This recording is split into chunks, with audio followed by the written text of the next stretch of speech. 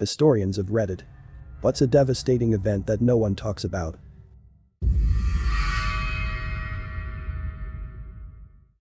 The sinking of the MV Wilhelm Gustloff in 1945 was the most deadly civilian shipwreck in history. It was a German army ship mostly carrying Polish, Lithuanian and Estonian World War II refugees. It was torpedoed by a Soviet submarine. At least 9,400 people died, some estimates go up to 11,000. It's absolutely criminal that the Titanic gets so much more attention. Although it was awful, obviously, when the Gustloff sinking killed nearly 10 times as many people. There's a spectacular historical fiction novel about it by Ruta Sepetys called Salt to the Sea. Highly recommend. It's very humanizing. Alright, I got a few. Everyone talks about the evils of the European colonial powers perpetuated on the Chinese people, starting with the Opium Wars and the unequal treaties period, which kicked off China's century of humiliation, the fall of the Qing Empire, and their civil wars, occupation by Japan, rise of the CCP, and so on. Nobody ever talks about how cartoonishly evil and corrupt the Qing Empire was, though. It wasn't a coincidence that European powers with less than 1/10 China's population and resources were able to humiliate one of the largest, by population and GDP, empires the world had ever known to that point. The Qing Empire was just an awful regime, and their various atrocities and crimes against humanity and horrific corruption and oppression are just never mentioned. Here are a few choice examples. The Dzungar genocide was the mass extermination of the Mongol Dzungar people at the hands of the Qing dynasty. The Qianlong Emperor ordered the genocide due to the rebellion in 1755 by Dzungar leader Amersana against Qing rule, after the dynasty first conquered the Dzungar Khanate with Amersana's support. The genocide was perpetrated by Manchu generals of the Qing army sent to crush the Dzungars, supported by Uyghur allies and vassals due to the Uyghur revolt against Dzungar rule. The Dzungar Khanate was a confederation of several Tibetan Buddhist Warat Mongol tribes that emerged in the early 17th century and the last great nomadic empire in Asia. Some scholars estimate that about 80% of the Dzungar population, or around 500,000 to 800,000 people, were killed by a combination of warfare and disease during or after the Qing conquest in 1755-1757. After wiping out the native population of Dzungaria, the Qing government then resettled Han, Hui, Uyghur, and Zai people on state farms in Dzungaria along with Manchu bannermen to repopulate the area. As an official, he is remembered as the most corrupt official in Chinese history, acquiring for himself over his career property worth 1,100 million taels of silver, equal to roughly $270 billion, United States dollars. Once secure of the Qianlong Emperor's favor and approbation, Heshen enjoyed almost complete freedom of action. He became openly corrupt and practiced extortion on a grand scale. His supporters within the imperial system followed his lead, and his military associates prolonged campaigns in order to continue the benefits of additional funds. He abrogated powers and official posts, including that of Grand Counselor, and regularly stole public funds and tax revenue. Taxes were raised again and again, and this led to the suffering of the people. Unfortunately, their suffering was compounded by severe floods of the Yellow River. An indirect result of the corruption where dishonest officials pocketed funds that were meant for the upkeep of canals and dams. Rising prices of rice led to many that simply starved to death. This widespread corruption and nepotism was the start of a century that led to the downfall of the Qing dynasty. Heshen is a bit of a controversial figure in that it's possible he was framed railroaded by the incoming emperor, but whatever the truth of his personal biography, he is the most famous symbol of one of the most corrupt regimes in history. Anywhere from 30 up to 70 million casualties, all within China, in which a nationalist religious uprising against Qing corruption and weakness devolved into a total war in which both sides carried out genocidal massacres against whole towns they captured from the other side. The casualties of the far more famous Opium Wars, which were just ending when this rebellion was getting started, were in the thousands to tens of thousands, by comparison. Here's a well-known incident. French and British troops at the end of the Opium Wars burned down the Imperial Summer Palace. A senseless destruction and looting of a priceless piece of world heritage. What's rarely mentioned is what prompted them to do so. In 1860, during the Second Opium War, as the Anglo-French expedition force steadily approached Beijing, two British envoys, a journalist for the Times and a small escort of British and Indian troopers were sent to meet Prince Yi under a flag of truce to negotiate a Qing surrender. Meanwhile, the French and British troops reached the palace. As news emerged that the negotiation delegation had been imprisoned and tortured, resulting in 20 deaths, the British High Commissioner to China, James Bruce, 8th Earl of Elgin, retaliated by ordering the complete destruction of the palace, which was then carried out by British troops. Unable to suffer the indignity of acknowledging a second defeat to foreign powers, the king tortured to death 20 people under a flag of truce, sent to negotiate the terms of their surrender. Of course, torturing people to death because of feeling insulted is a pretty common feature of human history, and it's certainly not as though England and France were the good guys there, economically and then militarily subjugating people in their own homeland. But in the spirit of the thread, it certainly seems to me that the horrific atrocities and fantastic corruption of the Qing Empire is something nobody ever talks about. Guangxi Massacre during the Chinese Cultural Revolution. In 1968, 38 people in Wuxun County were eaten, and 113 officials of the county participated in eating human flesh, hearts and livers. Chen Guorong, a peasant from Gigang County who happened to pass by Wuxun, was caught and killed by local militia because he was fat. His heart and liver were taken out while his flesh was distributed to 20 people. A female militia leader ate 6 human livers in total and cut the genitals of 5 men and soaked them in alcohol which she would drink later, claiming that these organs were beneficial to her health. The behavior of eating human flesh, hearts and livers occurred in many counties of Guangxi including Wuxun, Wuming, Shaanxi, Gigang, Qinzhou, Taiping, and Linjin. After the Committee of Revolution was established in Shaanxi County, a filling conference was held at Pingshan Square on September 1, 1968, during which more than 10 officials and civilians were beaten to death. After the conference, a committee member, Li Hao, removed the hearts and livers from the corpses, sautéing them and preparing them as dishes for other representatives who attended the conference. And like everything involving 20th century China, it gets even worse. Independent researchers in Guangxi counted a total of 421 people who were eaten in a single county. But there were reports of cannibalism across 27 counties in Guangxi, that's 2/3 of all the counties in Guangxi. There was one man who was said to be in the so-called 5th category who was beaten to death where he stood. He had 2 kids, one of 11 and one of 14.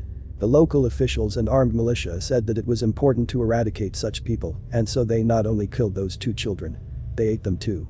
This took place in Pubei County, Guangxi, where 35 people were killed and eaten in total. Most of them were rich landowners and their families. There was one landowner called Liu Zhengjian whose entire family was wiped out. He had a 17-year-old daughter, Liu Xulin, who was gang raped by 9 people. Her 19 times who then ripped open her belly and ate her liver and breasts. There were so many incidents like this.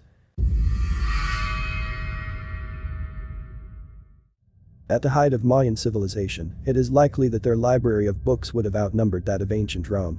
In part due to tree bark conducive to bookmaking, that would have been superior to papyrus. An entire library filled with thousands of written records on religion, culture, knowledge, literature, and history. Today only 4 original books, codices, remain. None currently reside within Mayan territory. Of those 4, only one is truly significant in cultural and religious information, and another has questionable authenticity. To think an entire civilization, culture, and people reduced to a literary narrative of 4 random codices. Utter annihilation. I am, regrettably, by no means very knowledgeable on the depths of Mayan culture and civilization, but understanding this loss fills me with sorrow trying to come to terms with the magnitude of knowledge and culture lost. And that this devastation is unfortunately only the tip of the iceberg of Native American history. I recommend reading into it. Search Mayan codices and take a look at the Dresden Codex and the Madrid Codex. Both are interesting, and the art within them is truly beautiful. I'm an historian who focuses on disability in 19th century North America, and we have not been awesome in our treatment of people with disabilities historically. I've written papers about sexual and physical abuse in schools for the deaf, and part of that abuse arises from parents of deaf children not knowing ASL well enough for the children to tell them what was happening to them at school. Vaccines were tested on children labeled mentally defective. 19th century asylums completely relied on patient labor in order to function, so there are cases of people literally being unable to leave because the institution relied so heavily on their work to be productive. You can read more about this in the book Remembrances of Patients Past by Jeffrey Riom. Douglas Bainton once wrote that disability is everywhere in history once you begin looking for it, but notably absent from our historiography. Disabled people are just invisible to the average historian. While this is getting better, it's still a struggle.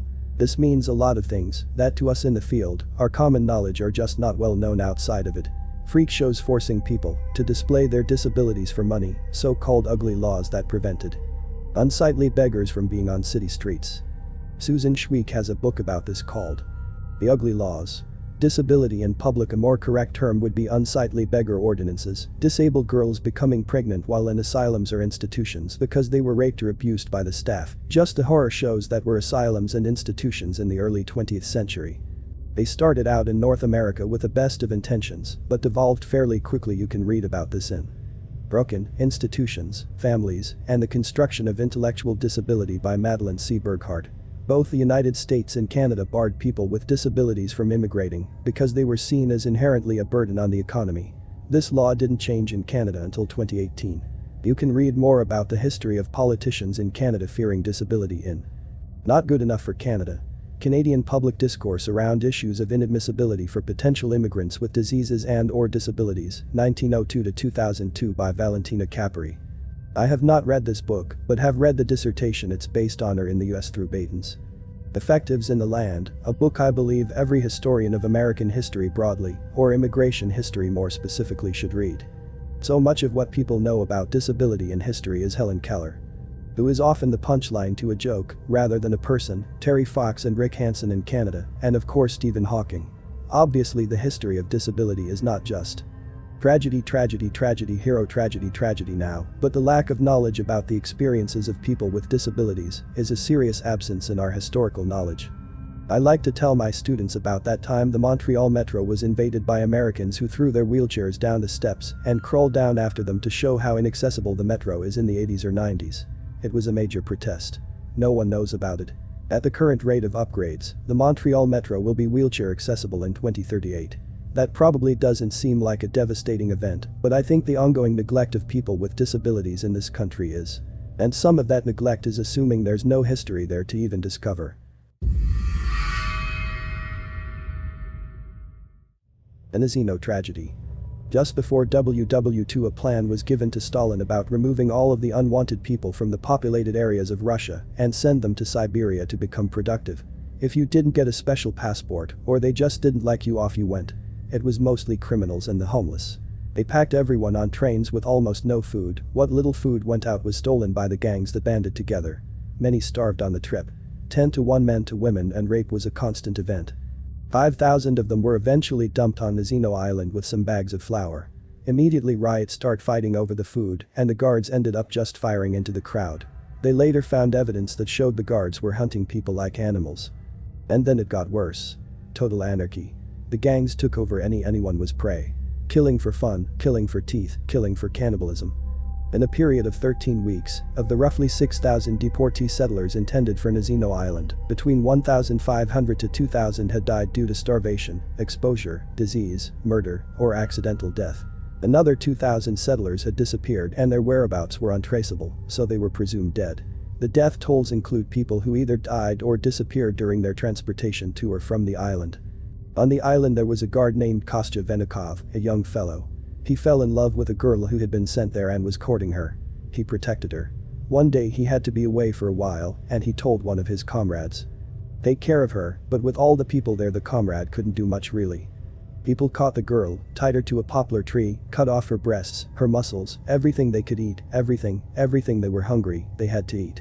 When Kostya came back, she was still alive. He tried to save her, but she had lost too much blood. The utter destruction that the Roman Empire wrought. Our historiographical approach in the West has often focused on glorifying the Roman Empire as the cultural predecessor of the Western European states, and as such often overlooks the ridiculous amount of damage Rome caused in their bid to control the Mediterranean. The outright genocide of many Celtic, Iberian and Italic peoples, many of whom were not barbarians but urbanized populations, at least until Rome rolled into town. All suffered the worst of this, and over half of its population would be either killed, enslaved, or migrate away from Caesar's advance. The utter eradication of the Mediterranean substratum also deserves to be mentioned, the many cultures of pre-Indo-European descent that were wiped out or assimilated. Their culture forever lost to us, and their languages remain incomprehensible to this day. The Romans were considerably more brutal than any opponent they ever faced, and were unsurprisingly hated by their neighbors even beyond what would be expected for a rising superpower. The stagnation of culture and technology caused by the Roman Empire is also swept under the rug, since Rome was supposed to be so civilized. The collapse of literary and artistic production under the empire was impressive. Innovation basically died, and much work even of the Golden Latin Age and the Antinous sculptures were just copies and simulacra of prior Hellenistic work. The scientific impact was also exceptional as the Greek East was impoverished by Roman rule and lacked the political and social conditions that had allowed it to be such a technological hub during the Hellenistic and Classical Age. The death of Archimedes, the sackings of Athens, the persecutions of philosophers and burning down the Library of Alexandria.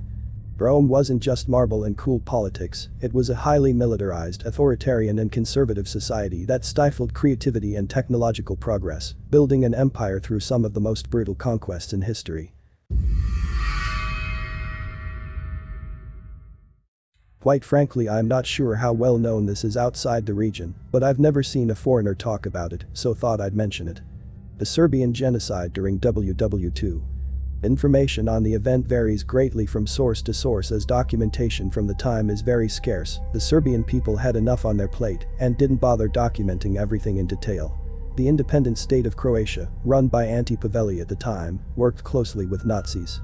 The Ustash regime brutally murdered tens of thousands of Roma and Jewish people in the region by the instructions from German officials. However, it is less known that they killed possibly up to 1 million Serbs from Croatia, Bosnia, Serbia, and Montenegro. Most estimates for the Jasenovac concentration camp alone are between 400,000 and 700,000. However, massacres outside of the camp should also be taken into account. They had one of the biggest concentration camp complexes in Europe, Jasenovac, as well as the only concentration camp dedicated solely to children, Gradiška. Survivors of the camp tell horrific stories about the treatment of the prisoners, some common methods being, for example, cutting open a pregnant woman's abdomen, ripping the fetus out and sewing a live animal such as a cat or rat back inside, burning and boiling prisoners alive and using their bodily fluids to make soap for other prisoners to use, cutting out eyes, tongues, cutting off ears and limbs all while the prisoner is still alive, gutting them alive, etc. They even had a special knife called Srbazjak, Serb cutter. But they didn't just stop at killing the campers, oh no, they massacred plenty of villages. I recommend looking into the Pribilovci massacre if you can stomach it. Basically, the men of Pribilovci knew the Ustash were coming and left to hide in the woods, thinking the Ustash wouldn't murder their women and children. Let's just say they were very wrong, and by the time they came back to the village all they found were the bodies of their loved ones completely mutilated. Another common practice of the Ustash was raping underage girls, while forcing their mothers to hold them up while they get raped, or even forcing family members to rape each other at gunpoint. Another thing I'd like to mention is that a lot of people involved in all this got away with it completely. For example, Nagasaki was in charge of the Gradiška camp and was well known among the prisoners as a devil. She frequently killed women and children for no reason and gladly tortured them at any opportunity she had. Once the war was over, she and many other Ustash ran away to Argentina. In 1998, the Yugoslav government requested Nagasaki to be brought to Yugoslavia so she could be tried for her crimes. However, the Croatian government stepped in and asked for her themselves. Everyone assumed Croatia will try her for her crimes as well, but they essentially got rid of all evidence against her and gave her a home in an elite home for pensioners in Zagreb. Later in 2011, the government of Serbia and Interpol once again asked for Nagasaki, at which point the Croatian government had revealed that she died peacefully earlier that year. She never faced any punishment and lived and died in peace. Another horrific thing is that this is all allowed to be forgotten. I saw a video where they asked Croatians about the victims of the camp and most of them said something akin to, about 20,000 people were killed in the camp, mostly communist Croatians, but also Jews and Roma people. One man who claims to be a historian even said that no one was killed in the camp and that it was an education camp where the prisoners simply watched plays that were put on for them. The Jasenovac Museum in Croatia has no images of victims or even weapons used against them, only a few letters written for their families, mainly Croatian ones. Also, a tomb church which was built for the Orthodox Christian Serb victims of the Pribilovci massacre was blown up by Croatians sometime in the 90s and was turned into a garbage dump, all on top of their mutilated bodies. The Labor Day hurricane of 1935 in Key West. In late August 1935, a patch of windy thunderstorms rolled off the west coast of Africa and rumbled across the Atlantic Ocean. These storms, known as tropical waves, are the seeds from which hurricanes can form. Most tropical waves don't develop into hurricanes. But sometimes conditions are exactly right. The storms pick up a counterclockwise circulation imparted by Earth's rotation, draw energy from warm late summer seawater, and evolve into a tropical storm. Meteorologists didn't have a lot to work with to help them track these storms in 1935. Radar was in its infancy, and weather satellites were the stuff of science fiction. Still, the US Weather Bureau, predecessor of the Weather Service, had launched a national advertising campaign in July 1935 to assure the nation that Atlantic hurricanes would no longer avoid detection. Around 2 p.m. on Monday, Labor Day, Fred Gant called to order the evacuation train. It was then that he discovered that it would take workers hours to assemble the train in Miami. Around 8:15 p.m., the rescue train rolled into his La Mirada and stopped to pick up Ray Sheldon and other administrators. Sheldon climbed aboard the locomotive. Moments later, the full fury of the storm's winds, likely 200 miles per hour, and massive storm surge slammed into the island. A newspaper reporter aboard the train later recalled that the passenger cars were swirled about like straws. Only the 160-ton locomotive remained upright on the tracks. 408 people died, which was half the people that lived between Miami and Key West. It was said the storm blew every tree off the island chain. Yet the verdict stood. The storm, given no name but the Labor Day hurricane of 1935, began slipping into the mists of history. The Bosnian War, 1992-1995. Despite being one of NATO's first military and peacekeeping operations, heavy involvement in urban environments, jet plane combat, televised documented injuries of civilians, high civilian death tolls even in the United Nations era, and its recentness in modern history. No one ever seems to talk much about it. It is undeniable that this conflict had a significant impact for Croatian, Serbian, Yugoslavian, and Bosnian communities around the world. Yet, we hear little on a day-to-day basis about the stories and impact this war had. Thanks for watching. If you liked the video, please drop a like, and to stay up to date with my latest videos, make sure to subscribe to this YouTube channel by clicking the button under this video.